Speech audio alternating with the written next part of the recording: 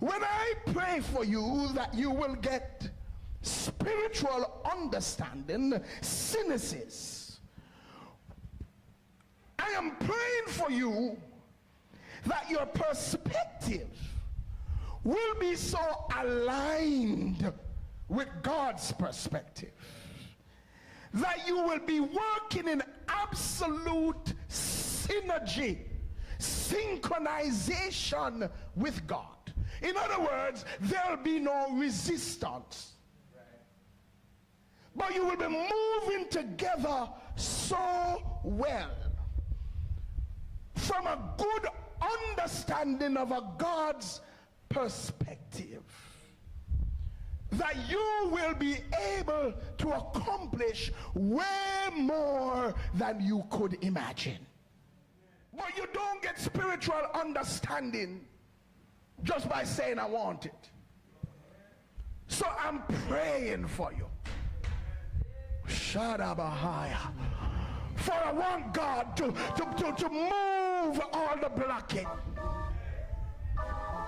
to get rid of all the resistance, so you can start seeing like he sees, so that you're not going to have a twisted understanding that is carnal and fleshy and according to the world system.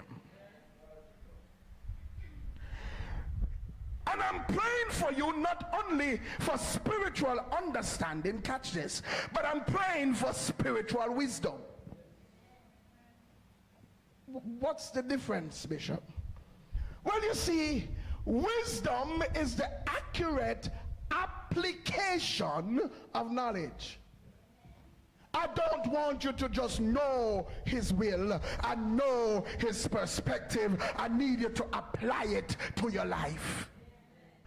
I'm praying that you have spiritual wisdom, so that you don't just hear words like this and say good word and leave here and do nothing about it. I don't want you to just see this and say, my God, I never saw this before. And you look in wonder and declare your wonder and leave it there. Just nudge your neighbor and say, apply, apply, apply.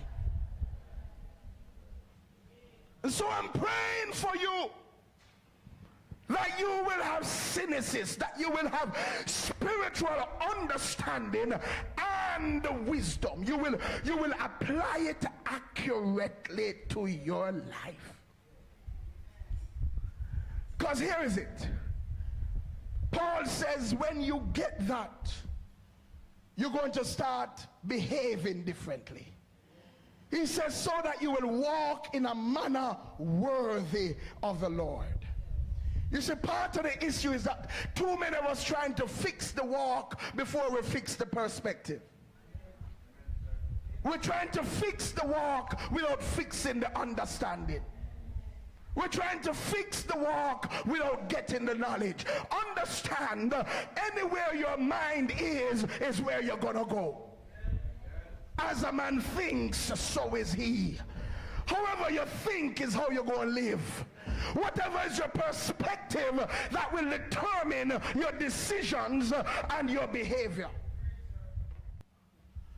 But when we get the understanding and wisdom of God, when we have the accurate knowledge of God's will, then we will walk in a manner worthy of the Lord. Because behavior or practical living does not happen in a vacuum.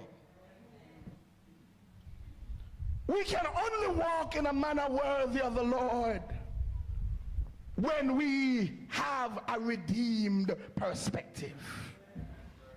When we see life as God sees it.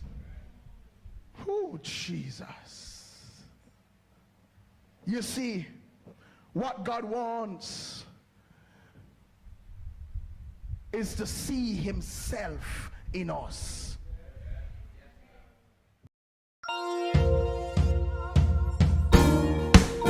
New Ebenezer Tabernacle Apostolic, where everyone is a minister and love is real.